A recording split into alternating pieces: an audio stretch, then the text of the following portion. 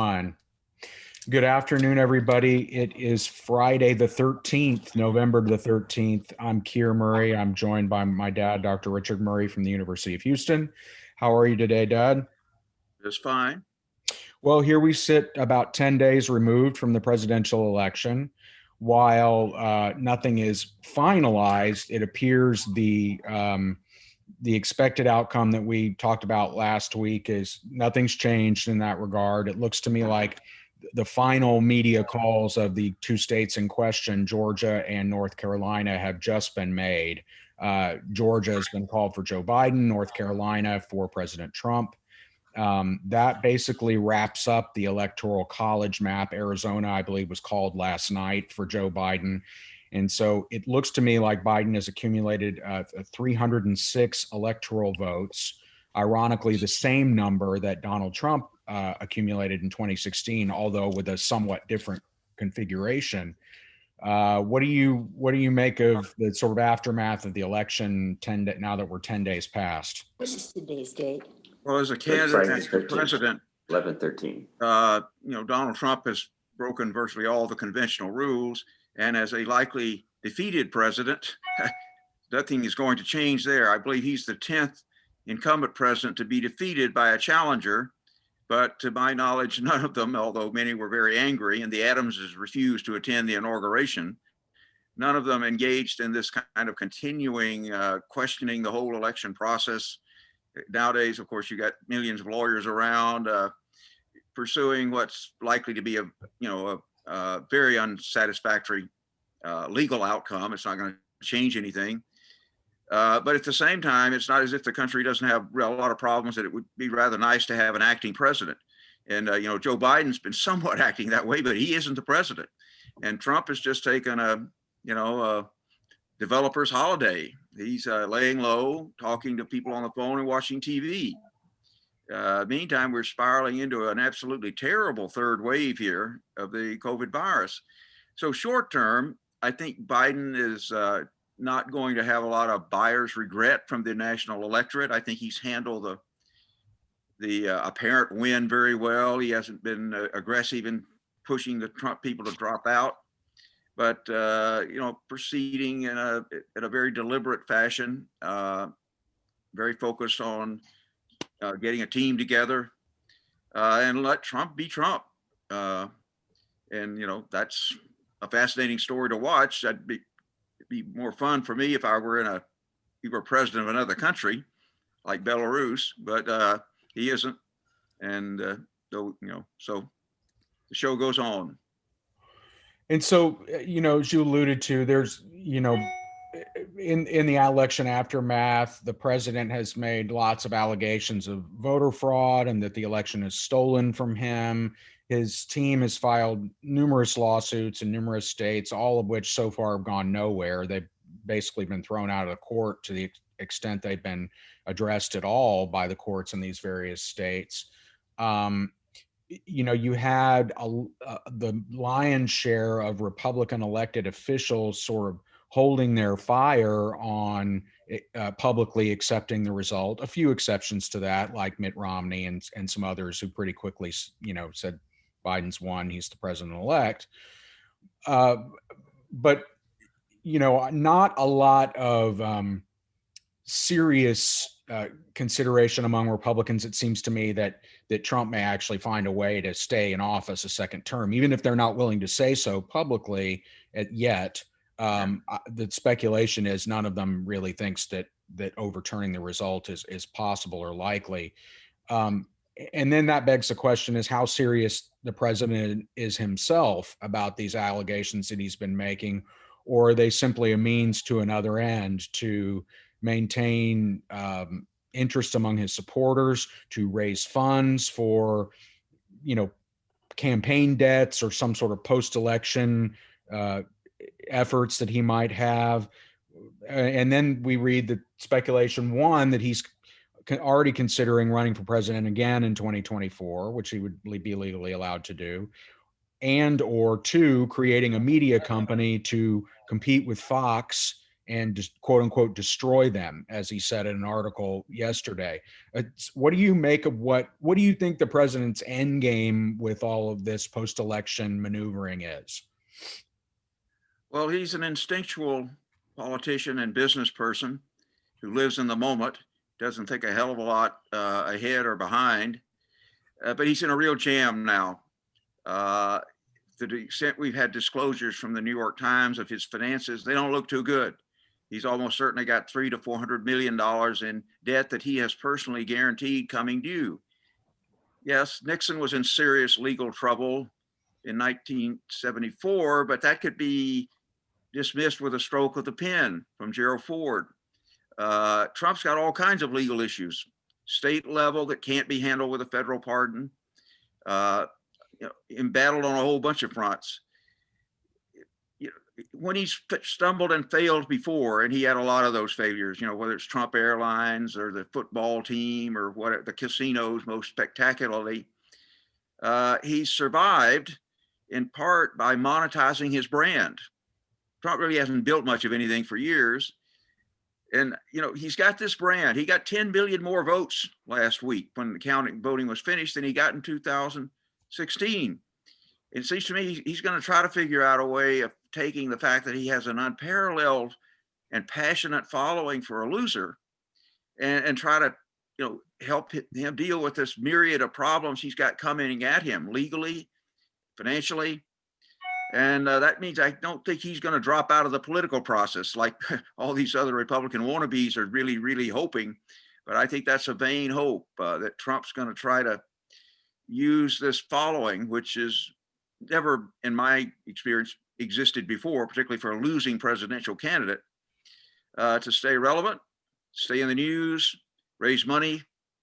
And he very well might quickly declare he's a candidate again. Remember, when he won in 2016, he almost immediately declared he was going to run and start his reelection campaign and started raising money right after the inauguration. And that pretty much freezes everybody in place in the Republican Party, because nobody right now that's a serious presidential contender other than Trump is going to publicly break with him in the aftermath of this election, where he got 74 million votes probably when it's all the counting is finished. Yeah, and I think almost anyone analyzing sort of Donald Trump as a political figure in the U.S. would characterize him as a disruptor, right? He's disrupted the status quo, both within the Republican Party when he ran it to begin with, and then, obviously in the American political system at large. The way I sort of see it is, his intention to remain a factor, whether it be as an unofficial or official candidate and or a former president with a very large following and a very large megaphone, that he is likely to continue that disruptor role, probably both to the detriment of President Biden, who one can expect Trump to vocally criticize and question every move that Biden makes as president, but also, as you say, to freeze the Republican field for 2024, to pressure members of that party to, go in lockstep with whatever it is he says they ought to be doing. And it's going to make it difficult for everyone who's not Donald Trump to move on from the Trump presidency, it seems to me. I wonder to the extent to which a massive entity like Fox News, it's pretty clear that Rupert Murdoch has instructed his folks below him in that company that we're done with Trump, we're moving on. President doesn't seem to like that very much. To what extent does a feud there, A, benefit Trump, B, hurt Fox, or just throw more chaos into the environment, do you think? I think it's very unlikely Trump will try to start some meaningful media alternative to take on Fox in the business world. I think he's broke right now, and banks aren't going to loan him any money to get a startup going in that area. So logically, he should make up with Fox because, they called Arizona and made him very angry 10 days ago. But, all through this campaign, their commentators, and that's the people most watched over there, were, almost 100% aiding and abetting the Trump campaign. So, but Trump's, I like Maureen Dowd's little line about Joe Biden, that he couldn't possibly be Irish because he doesn't hold grudges. Trump doesn't appear to be Irish, but he sure as hell qualifies as an honorary one. Nobody I've ever seen holds grudges so publicly when it's not in his self-interest to do so. But so I don't think we're going to see a Trump media company. I would go the way of Trump steaks and Trump Airlines and Trump football team. It would probably collapse. But I think that, again, Trump is going to continue to try to parlay his powerful political brand with these 75 million people that, voted for him just a few days ago. And, I mean, my own sense, we were talking about this a little bit before we started recording. There have already been a lot of post-mortem articles written about what the results of the 2020 election sort of portend for the future, not just for the individual players, but for the two major political parties. My own sense is that the Trump era signals big trouble for both parties. A lot of the sort of coalitions that they've historically counted on in recent years seem to be fraying.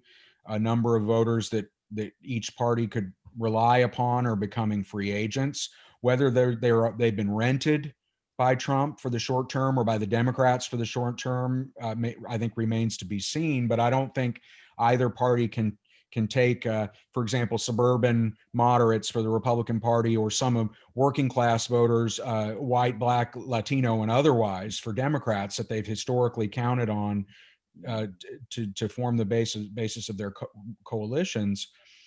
As an undergraduate, I took a course from the well-known political scientist Walter Dean Burnham, who's sort of famous for this research about political realignments in the history of the country, a half dozen or so that have occurred throughout the country's history. I wonder if we're either in another realignment or B, a de-alignment where the major political parties are sort of losing their grip on the American electorate. Do you have thoughts on that as a political scientist? Yeah, I read Burnham many years ago, and James Sundquist and other scholars that look at realignment. Clearly, whether national, there's certainly major sectional shifts going on that have grave implications for both parties. Yes, Biden restored in the 2020 election the blue wall of Pennsylvania, Michigan, Wisconsin, and strengthened it in Minnesota, but just barely, just by very, very small margins. And, that's been one of the linchpins of the national Democratic electoral strategy, because the Northeast coast and the West coast is not enough to win. So to have a national winning strategy, that blue wall that, of course, was pierced in Hillary Clinton's election, remains essential to the Democrats' electoral strategy. And it just barely held with a candidate that was hailed from that region and had tons of money and worked as hard as possible, particularly in Pennsylvania. Conversely, on the other side, for 50 years, the Republican national strategy, since Richard Nixon, has been the Southern strategy, to move to the more conservative positions on race, firm up the most culturally conservative part of the country, the South, with its evangelicals. And this was a very disturbing election in that regard. Virginia's gone now. It's no longer part of the South. It's a middle Atlantic state, and quite blue again 10 days ago. But to lose Georgia, but almost lose North Carolina, I don't know if you call Arizona part of the Southern strategy, but it's sure part of the Sun Belt strategy. So, again, if the solid South breaks apart, the National Republican Coalition looks extraordinarily shaky. So for quite different reasons, Trump's deep inroads in working class white voting groups, gaining some modest support among Black men, and making, in at least the key states of Texas and Florida, real inroads with Latinos. So everybody's got trouble. And the country's going to continue to change quite dramatically demographically. One of the things that two things I think bailed out Biden in this election. One is that a good many more Republican identifiers, according to the exit poll data we have, defected and voted for Biden. Upscale, well-educated folks. probably about twice as many as Democrats going the other way. And I think that's probably the balance of power in states like Pennsylvania. The other thing I think that it enables Biden to pile up what's going to be by far the largest popular vote is that he got a lot of votes from Asian Americans. Even here in Texas, the two big Asian American counties were very much more trending Democratic than usual. But those voters aren't Democrats, in my opinion. They were just anti-Trump, and that's not really part of a kind of national coalition that might endure for a decade or two. Now, if Trump sticks around and runs again in 224, I think the Asians will be right back in the Democratic column. That's an awfully big if.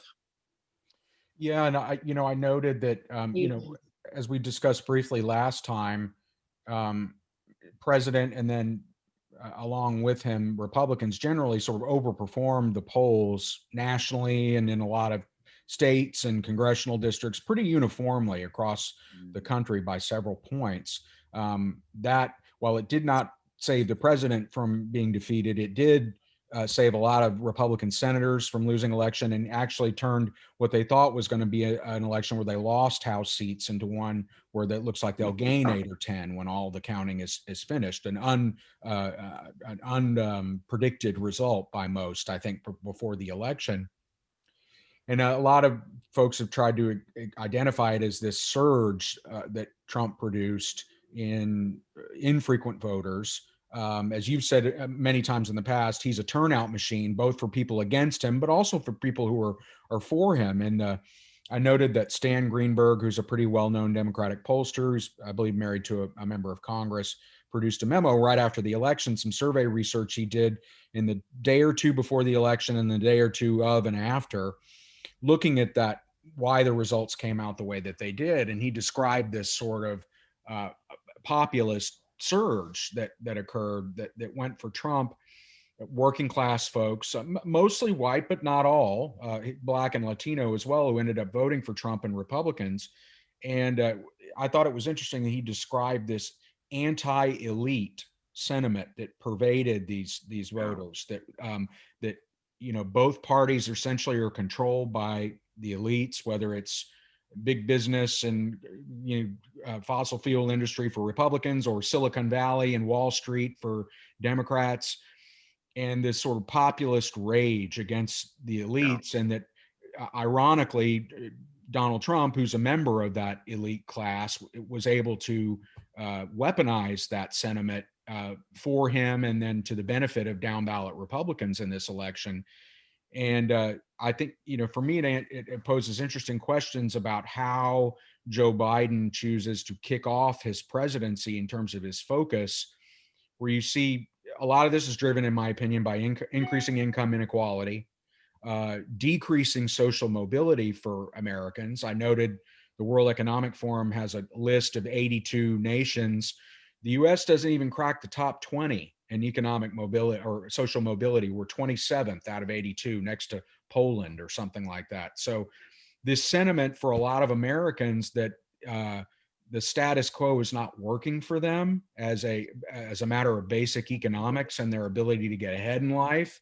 I think pretty clearly Donald Trump exploited that to his benefit, both in running for president initially and throughout his presidency, and very nearly won him a second term. What's your sense of how these parties, the major parties, try to address that? Can they? Should they? If you're Joe Biden, what do you do coming into office to try to give quote unquote regular folks, and I don't just mean regular white folks, I mean regular folks of all backgrounds, the sense that you're in it for them and not for quote unquote the elites? I think kind of a what if Trump had kept his sort of shtick that appeals to a lot of these voters that are alienated and disgruntled, but had also been rather skilled as a policy making president. That he had actually pursued a major infrastructure program that would actually create hundreds of thousands or millions of jobs. I think he would have a good chance of locking in a substantially different Republican coalition of the less well-educated, that people that again resent elites generally, some of whom have pretty clearly very conservative attitudes on race. So I kind of think of Trump schizophrenically as a political marketer and getting people to vote for him and pushing his brand, in some ways almost a genius. He understood 21st century media much better than anybody else, I think, around. As a president, I think the consensus of presidential scholars is a policymaking disaster. And the one thing he could do that was easy when he had a Republican Senate throughout his tenure was get judges approved. I don't give him too high marks for that, other than keeping consistent with the pledges he made to his evangelical Christian and conservative constituencies. He did get the usual Republican tax cut for the wealthier people. But other than that, pretty much nothing, other than expressing grievances. But if he had been a more skillful president, he could have perhaps locked in a long-term, very different Republican Party. But he wasn't. Biden, has never been driving the show. He's been a senator and then vice president, taking office at a very tough time. I think for understandable reasons, given this third wave, he's got to start off focusing very, very much, since he doesn't have congressional majorities, on addressing this public health crisis. And that's something that is, he can probably do pretty well, because almost everybody thinks we got to get through this.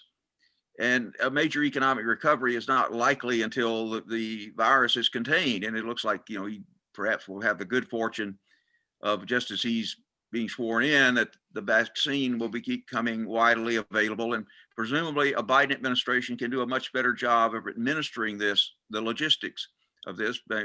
Ron Klain has experience personally in that respect. So, but beyond dealing with the virus, Biden is severely constrained in terms of the kinds of policy initiatives the overconfident Democrats were talking about in 2019 and 20. He's got a handful of moderate Republicans. He's got to remember well that when Obama tried to reach out to them in 2009, he couldn't get them. A little bit on 3, I think, voted for the stimulus, 0 for the Affordable Care Act. So I guess, he's got to find some votes over in the Senate. And the first place you start, I guess, are the women from Alaska and Maine, Lisa Murkowski and Susan Collins. Mitt Romney's available on some issues. But most of the Republican conference in the Senate is going to line up behind Mitch. And that's going to be real trouble on the legislative front. Yeah, I tend to agree. I think sort of big picture basics that are broadly popular are what he should really try to move forward, both for prospects for success and just frankly as a matter of politics, to put the other side, if they're not willing to go with you on these items, put them on the record as being opposed to very basic, generally popular things that the country wants and needs. Yeah, I think that's right. And I would also argue, you're talking about the president's policy making. I mean, my own sense, as we've talked about before, is if he had just had a more systematic and serious approach to dealing with COVID-19, it very likely would have reelected him president. I think the country would have rallied behind him in a way and given him the benefit of the doubt. His unwillingness or inability to address that issue seriously, and his administration's inability to do so, I think more than anything else cost him the presidency, cost him the second term. And he doesn't appear interested in dealing with it now either, as you mentioned, as it's exponentially I think there's worse. A price to be paid if you have a lifelong history of lying yourself out of jams. That didn't work with the COVID virus. It's a reality. If he had acknowledged what he was told early on, I agree with you, it would have been very hard to deny him a second term. But he couldn't do that. His whole life, he's tried to lie himself out of the corners he finds himself in. And that was a lie that cost him badly. One other thing on the national front, there's a little bit of leverage with Mitch and the Republicans, because they do have a vulnerable class coming up in 2022. They have 21 senators up, a rerun of one of the Georgia races, and 20 others. Democrats have 12. The 12 Democrats are pretty safe. And the Republicans are much more vulnerable in 222 than they were in 220, because in 220, only 2 of them are running in states that Trump had lost, Colorado and Maine. A bunch of them are running in states that Biden won, and some of them, like Toomey, has already said he's not running for re-election. So Mitch, political animal above all else is constantly calculating, and he wants to keep his Senate majority. So I think there's some zone in there where he will recognize, maybe on infrastructure, I can keep my majority if I work with Biden in a limited number of areas. So my guys look pretty good, and yeah, it might help the president, but he's not up for another 4 years. My senators are up in, 24 months. So I don't know that Mitch will be as intransigent as he was with Obama, where he said, from day one, I'm going to make him a one-term president. So we'll see. And I wonder, for example, if assuming, of course, as we think is likely, that the Republicans will maintain control of the U.S. Senate after these runoffs in Georgia, not a certainty, but probably more likely than not. If you're Joe Biden, do you even nominate a judge the first two? Or do you just let vacancies sit and not even bother? Well, I think you nominate. You try to find people that cannot be challenged on their credentials, and that, to the extent they have a record on the bench, are viewed as moderates. But I don't think the country can go 4 years without filling federal judgeships, or the Republicans would pay some price for that in the midterm election. Now, in the last 2 years, if Republicans still have the Senate, they may revert to their last year's strategy with Obama. Nobody gets through. But I don't think in the first 2 years. Interesting. Well, let's shift to Texas a little bit. As we discussed somewhat last week, my view of Texas was sort of a mixed bag for both parties. I think Democrats had a lot of expectations about gains in the congressional seats and in the Texas House in particular, basically none of which materialized. Some thoughts about winning, Biden carrying the state, or maybe winning a statewide race or two, but I think most people would agree those were secondary to the seat gains they were hoping to get, which they did not. So the Republicans, I think, had a victory in sort of holding that status quo, right. Making some gains in South Texas, as we've talked about, in some of these rural Latino counties. On the other hand, their overall statewide margin declined for the third consecutive presidential election, down to about, I think it's 5.7 or 5.8% for Trump as it stands now. A few more votes trickling in over the next few days. And, Biden carrying Tarrant County, the sweep of Fort Bend County being completed. What do you make of where things stand with regard to Texas, now 10 days out from the results? Well, I think it was one of these kind of surge and decline cycles for the Democrats in 2018. There was a surge with Beto. Turnout was up, but it was really up among Democratic leaning voters. And so you pick up a dozen seats in the House and a couple of state Senate seats, win two what used to be very Republican congressional districts. And the Democrats came back, but the Trump surge canceled out any systemic advantage, and the parties basically fought to a draw here. Biden got about 1.3 or 4 million more votes than Hillary Clinton, and that narrowed the percentage, but Trump got 1 million more votes than he got 4 years ago. And basically, nothing really changed below that. The extra Trump turnout saved 4 or 5 congressional Republicans and probably 10 legislators. Didn't knock out the Democrats that won in 2018. They basically held their own. So this was you can think of 2018 as the Democrats exceeded what we'd normally expect. And we had a kind of regression to the mean in 2020, with each party sort of showing we're kind of a 55-45 state now, not 60-40, which we used to be.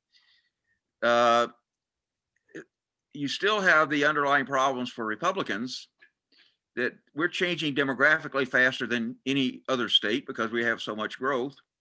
And Republicans still have great weakness in this I-35 corridor and in Metro Houston.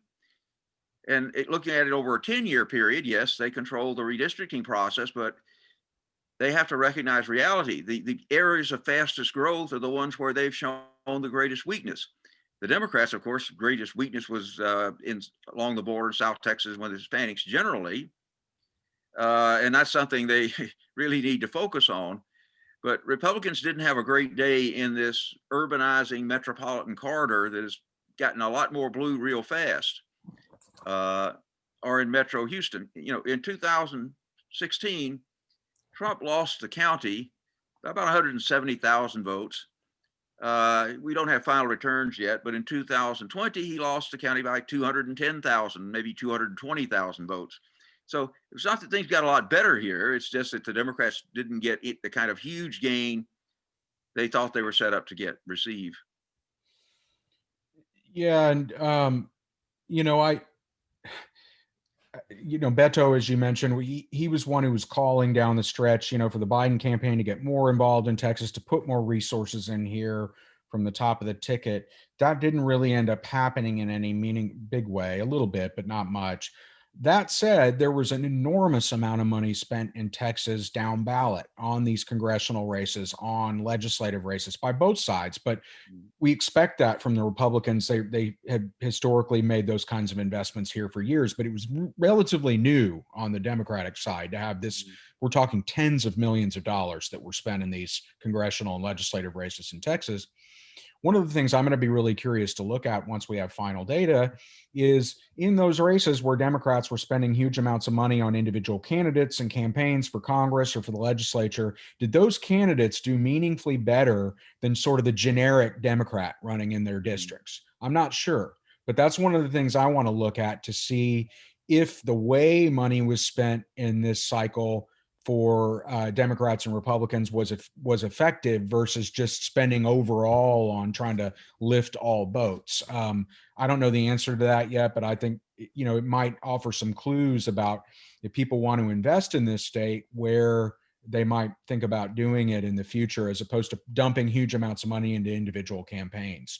Yeah, nationally and in Texas, the Democrats have greatly close the financial gap because the potency of their fundraising from middle class, upper middle class voters across the country that can generate tons of money through Act Blue and other mechanisms that Republicans haven't yet been able to do. They may catch up. They're trying to they started to. They did a fair amount. This wasn't as publicized, but yes, they're on their way toward doing that as well. And the money has become extraordinarily mobile, as we saw with Beto, who raised 80 million. And a bunch of Democrats running in what turned out to be pretty hopeless situations like Kentucky and South Carolina. Again, they were hugely funded. So the nationalization of our politics means that with this national donor base, they're sending money wherever it looks like they have a chance of making a gain. And in that regard, it'll be interesting to see the Georgia runoffs. We have a bunch of questions there. With Trump not on the ballot, will there be this similar surge of white low propensity voters that voted not only for Trump, but for the other Republican candidates? I don't know. I don't think any of us know, but I think everybody in Georgia will have a lot of money. The Democrats probably picking up a little bit more slowly, but you've got still, 50, 55 days or so until you roll around to the vote. And it's the first indication, absent Trump's presence, can you get this big turnout? It wasn't there in 2018. That's one of the reasons Republicans had a lot of trouble around the country. Trump wasn't on the ballot. Democrats were all steamed up and voted, and Republicans had real trouble turning out their low propensity voters. So that'll be something to watch for the next almost 2 months. Well, and one would imagine that the president's disposition toward those races will have some effect on how energized his supporters get, right? Does he get involved?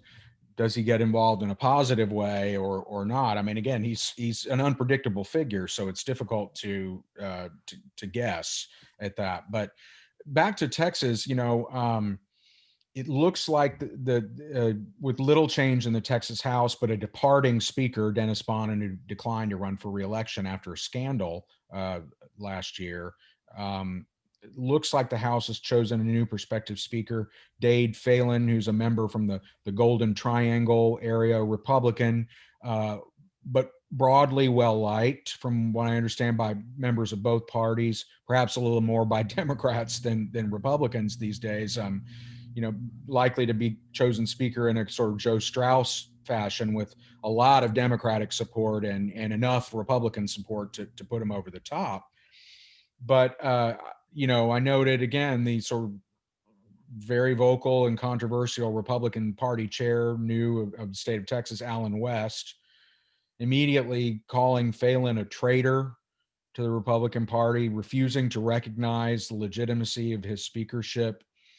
This is along where he's been repeatedly criticizing Governor Abbott for not fully opening the state after COVID-19.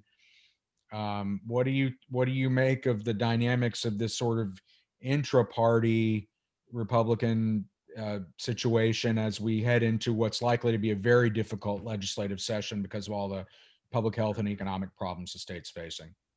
It impressed me that this tradition of the Texas House was maintained, that the House has, not on redistricting perhaps, but on a lot of other big issues, been a pretty effective bipartisan operation. As you know, it's a pretty big delegation, 150 members. The short fuse 140-day session every other year, if you don't work together, you can have a train wreck because you don't have an awful lot of time to produce a state budget.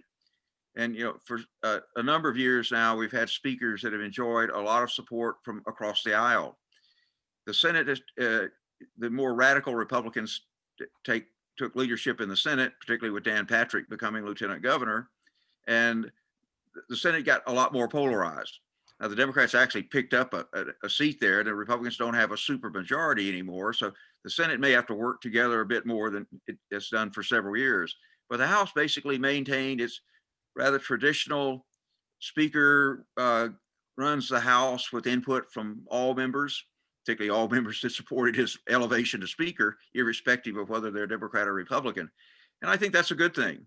That the Texas House has been a fairly effective state legislature, because if you get an embittered minority, there are just a lot of parliamentary tools you can use, particularly with a very short session, to foul up the works.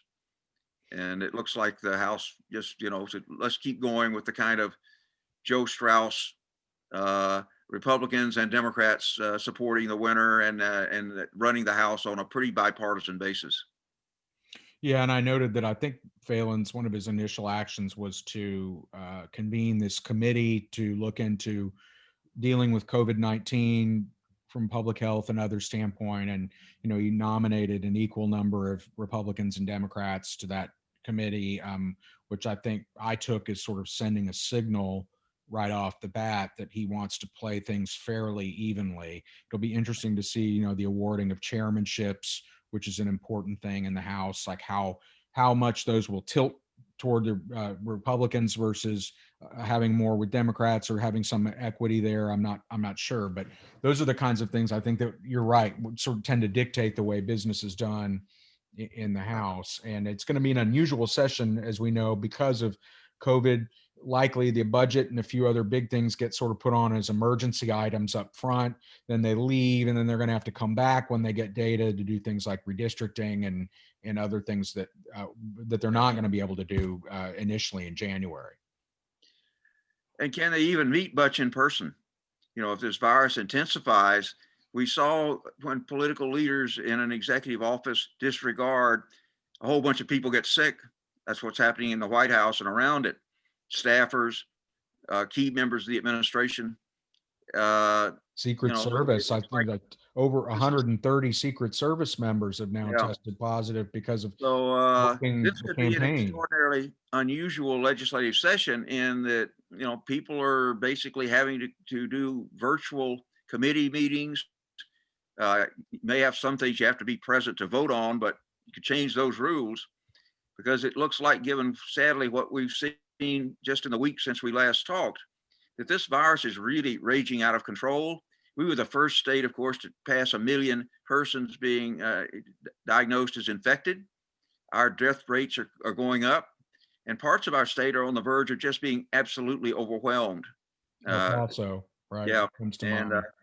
you know, and it just looks like for the frontline workers and the maintaining the facilities, there's no end in sight. The vaccine is too far away to deal with the problems you're having now. So I think this will lessen the kind of usual partisan conflict in Austin because we're in a bad place. And Texans are getting sick and dying at a level we've not seen before. That, and as we know, the economic consequences of the virus have been enormous, both just for Texans individually in terms of unemployment and other way, or losing hours in their jobs, but also things like the oil and gas severance tax, which is a big generator of revenue for the state, sales tax, lots of those things not as robust as they are expected to be, which is going to create big holes in the budget. Well, remember back when we had the Great Recession, Texas for one term was bailed out by the federal stimulus package. A lot of money was parachuted into Austin that enabled the state to keep the schools running without drastic cuts. We're in probably a worse position coming into this session. Biden, of course, is going to be pushing for a major stimulus bill that includes state and local government. Ideologically, Republicans have been resisting that, but you've got states like Texas and Florida that if they don't get some money, we're looking at laying off school teachers and drastic other changes.